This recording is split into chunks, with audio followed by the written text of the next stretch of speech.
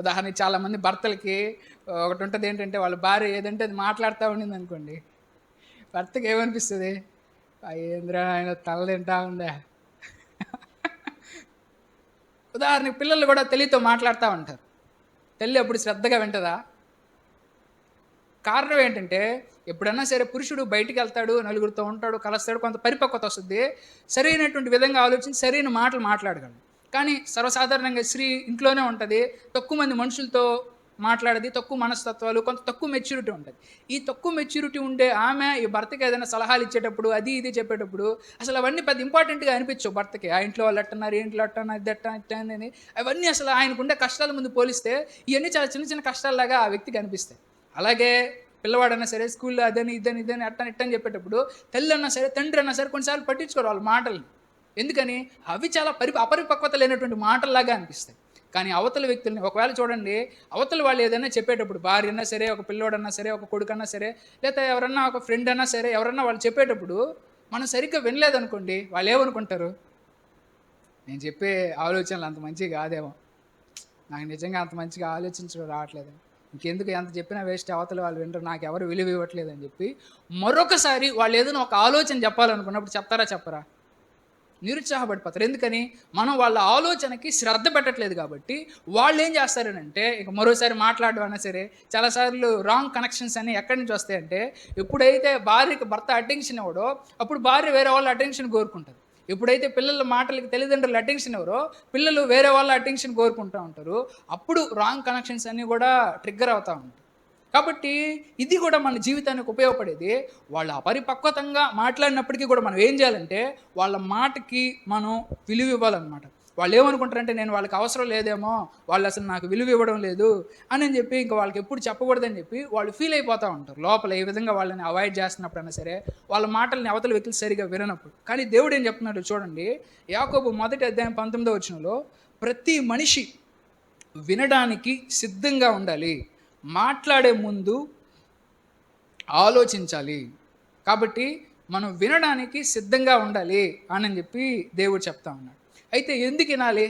అవతల వాళ్ళు అంత అపరిపక్వతంగా లేకపోతే అంత క్వాలిటీ లేనటువంటి థాట్స్‌తో అసలు ఈ పెద్ద సమస్యలు కానటువంటి సమస్యలు ఏదో పెద్ద సమస్యల్లాగా మనకు చెప్తా ఉండి, మన తల తింటానే ఉన్నారనుకోండి. అప్పుడు ఎట్లా వినాలి? మీరు కూడా ప్రార్థనలో కూడా దేవుడికి ఆ సమస్య, ఈ సమస్య అని చెప్తారు. దేవుడికి అయి ఎట్లా అనిపిస్తాయి?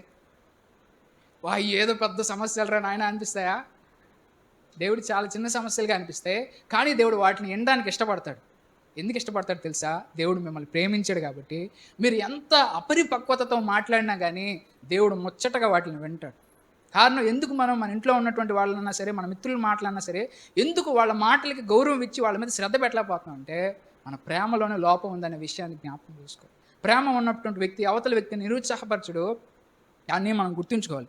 ఎప్పుడన్నా సరే ఎందుకని మనం అవతల వ్యక్తుల మాటలు వినాలనంటే, ఇప్పుడు నేను చూసే కోణం ఒకలాగుంటది. ప్రపంచాన్ని చూసే కోణం. ఒక పురుషుడు ప్రపంచాన్ని చూసే కోణం ఒకలాగుంటది. ఒక స్త్రీ ప్రపంచాన్ని చూసే కోణం వేరుగా ఉంటదా? ఉండదా?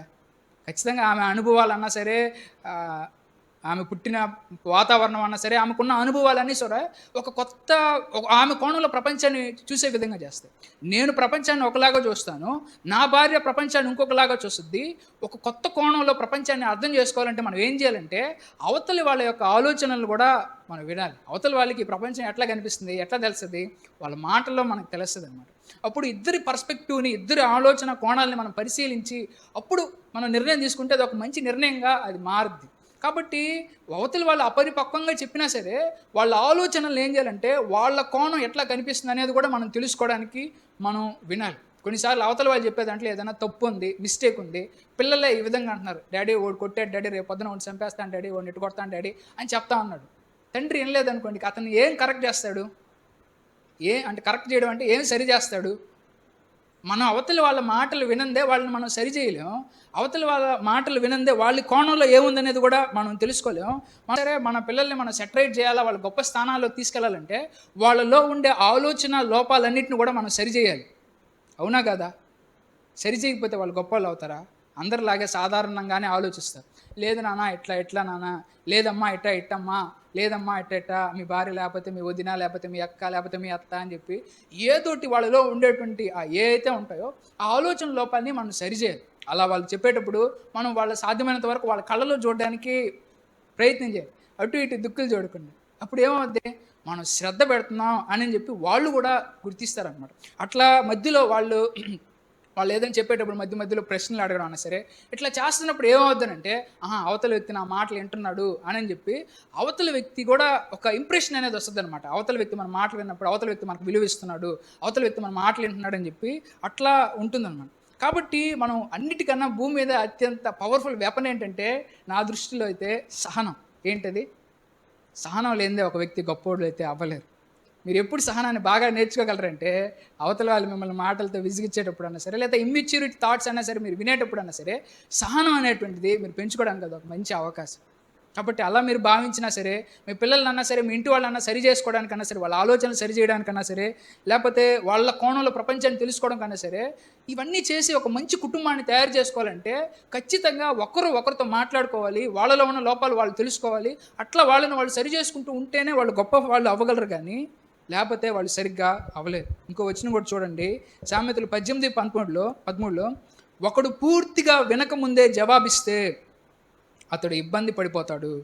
తాను తెలివి తక్కువ వాడిని అని చూపించుకుంటాడు. ఎప్పుడన్నా సరే అవతలోళ్ళు పూర్తిగా మాట్లాడకుండానే మన మధ్యలో మాట్లాడేస్తా ఉన్నాం అనుకోండి. మన మాటే నెగ్గాలనో, లేపోతే నా మాటే వినపడాలనో అంటే, మనల్ని మనం తెలివి తక్కువ వాళ్ళుగా చూపించుకుంటాము అని చెప్పి అంటున్నాడు. ఎప్పుడన్నా సరే అవతల వాళ్ళు మాట్లాడేటప్పుడు మధ్యలోనే మనం మాట్లాడేసామంటే, అవతల వ్యక్తి యొక్క అభిమానాన్ని కూడా మనం కోల్పోతాం. కాబట్టి దాన్ని కూడా మనం జ్ఞాపకం ఉంచుకోవాలి.